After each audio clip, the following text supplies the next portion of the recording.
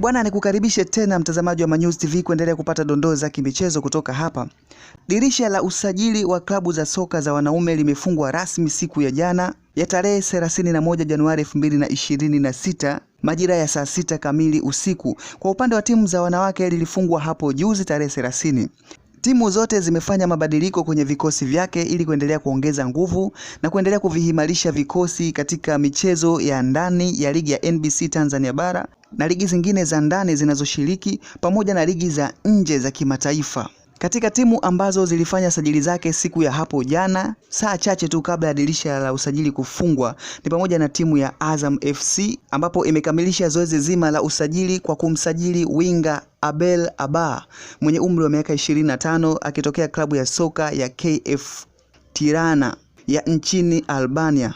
Mpaka kufungwa kwa dirisha hili dogo la usajili tarehe 31, Azam FC ina takriban wachezaji wawili waliotambulishwa katika peji zao ambao wamejiunga na timu hiyo, na mchezaji mmoja aliyeondoka kujiunga na klabu ya AIK ya Sweden anayetambulika kama Mohamed Shira. Klabu ya soka ya Coastal Union ya Tanga imekamilisha pia zoezi la usajili kwa kuwasajili wachezaji watatu waliojiunga na klabu hiyo akiwemo Thomas Ulimwengu, Yasin Mustafa na Abdalla Dennis. TRA United pia imesajili viungo kadhaa katika saa chache tu kabla ya kukamilishwa kwa kufungwa dirisha hilo la usajili siku ya jana. Imemsajili beki wa kushoto Valentin Nouma,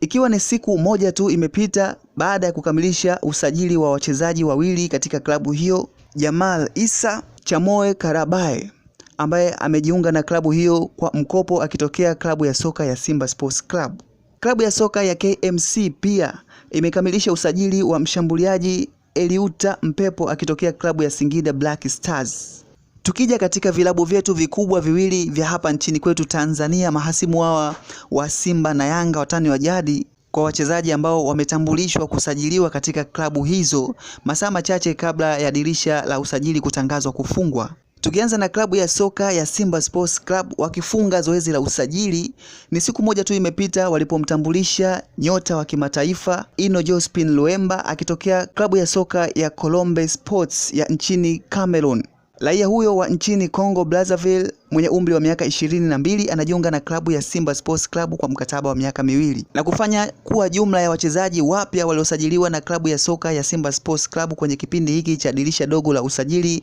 kufikia wachezaji 7, akiwemo Ino Jospin Loemba, Anicent Ura,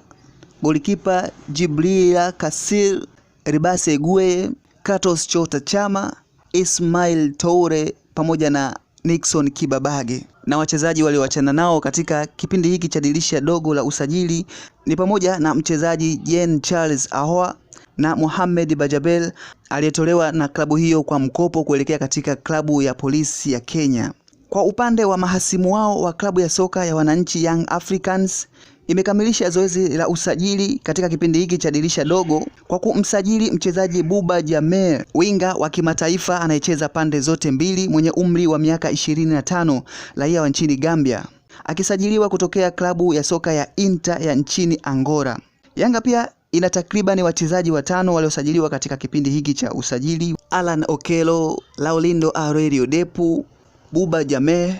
Damaro Kamara na Emmanuel Mwanengo. Wachezaji walioachwa na klabu ya Yanga ni pamoja na Andy Boyel, Dennis Nkane aliyetolewa kwa mkopo akielekea klabu ya soka ya TRA United, na wachezaji wengine waliotolewa kwa mkopo ni pamoja na Bara Conte akitolewa kwa mkopo kuelekea Raja Casablanca, mchezaji Mohamed Doumbia akitolewa kwa mkopo kuelekea Marumo Gallants ya South Africa, mchezaji Celestine Ekwa aliyetolewa kwa mkopo kuelekea JS Kabylie, na mchezaji Ofen Chekora akitolewa kwa mkopo kuelekea Singida Black Stars.